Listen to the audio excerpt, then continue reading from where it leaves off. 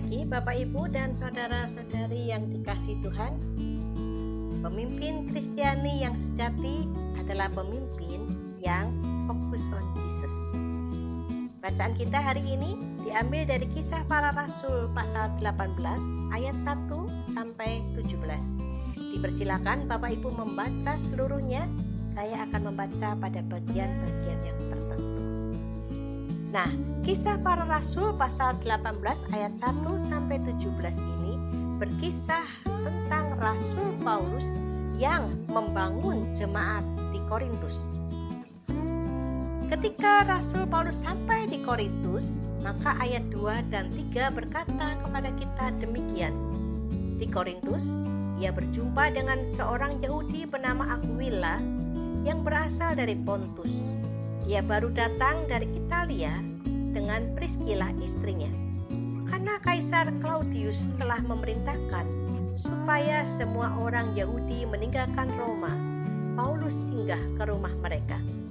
Dan karena mereka melakukan pekerjaan yang sama, ia tinggal bersama-sama dengan mereka. Mereka bekerja bersama-sama karena mereka sama-sama tukang kemah. Apa yang bisa kita pelajari di sini, Bapak Ibu? Ketika Rasul Paulus sampai di Korintus, dia berjumpa dengan pasangan suami istri Aquila dan Priscilla.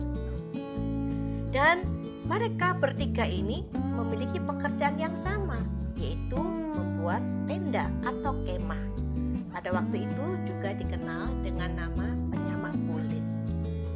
Nah, Rasul Paulus ketika dia melayani untuk membangun jemaat di Korintus, dia tidak memanfaatkan pelayanan dan pekerjaannya sebagai pekabar Injil untuk mendapatkan keuntungan pribadi, yaitu mendapatkan nafkah hidup dari jemaat di Korintus. Tetapi Rasul Paulus bekerja membuat tenda untuk kehidupan sehari-harinya. Di sini kita melihat yang pertama, di mana Rasul Paulus berjuang untuk fokus on Jesus dengan cara dia belajar mencukupkan diri secara materi dan tidak memanfaatkan jemaat untuk memenuhi kebutuhan hidup sehari-harinya. Nah, ayatnya yang keempat di sana dikatakan, dan setiap hari Sabat Paulus berbicara dalam rumah ibadat dan berusaha meyakinkan orang-orang Yahudi dan orang-orang Yunani.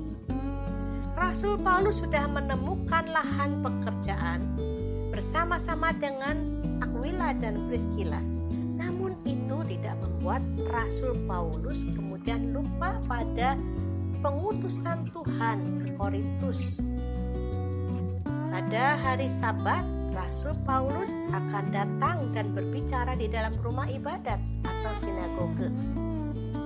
Dia akan berbicara tentang firman Tuhan, tentang Yesus Kristus, untuk meyakinkan orang-orang Yahudi dan orang-orang Yunani yang sedang beribadah.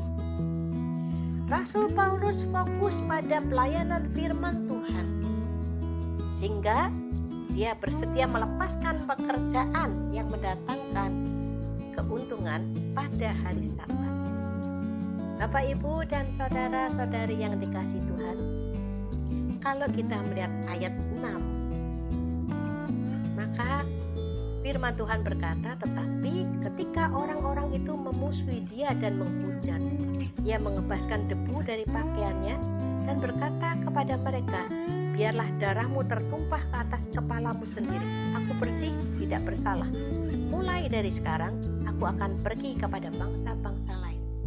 Di dalam ayat 6 ini kita melihat bahwa ternyata apa yang dilakukan oleh Rasul Paulus di rumah ibadat itu ditolak oleh orang-orang Yahudi. Rasul Paulus dimusuhi, dihujat oleh orang-orang Yahudi.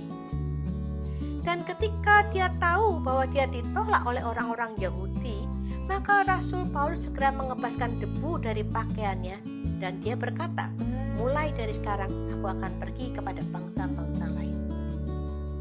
Karena itu lihatlah ayatnya yang ke-7, maka keluarlah ia dari situ, lalu datang ke rumah seorang bernama Titius Justus yang beribadat kepada Allah dan yang rumahnya berdampingan dengan rumah ibadat. Karena dia ditolak oleh orang Yahudi, maka secara kemanusiaannya Rasul Paulus segera tidak lagi ingin melayani orang Yahudi. Dia pindah rumah ke rumahnya Yustus sebagai orang non-Yahudi. Rasul Paulus segera bereaksi secara manusia. Aku ditolak, ya sudah. Dan dia pergi. Namun Bapak Ibu, bagaimana respon Tuhan terhadap reaksi Rasul Paulus atas penolakan orang-orang Yahudi? Ayat 9 dan 10. Pada suatu malam berfirmanlah Tuhan kepada Paulus di dalam suatu penglihatan. Jangan takut, teruslah memberitakan firman dan jangan diam.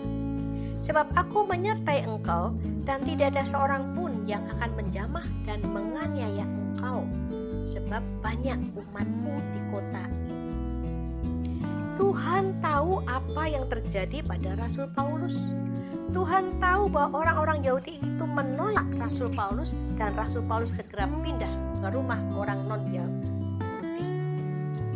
Tuhan tahu semua itu, karena itu Tuhan berfirman kepada Rasul Paulus, jangan takut.